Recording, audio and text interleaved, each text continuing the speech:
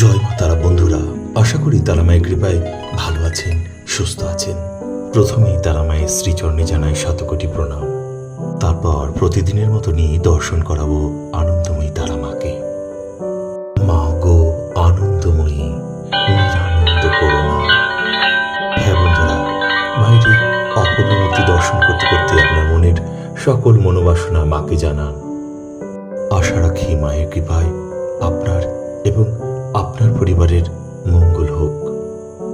দেখুন ভক্তগণ মাকে কি সুন্দর বেনারসে পরালো।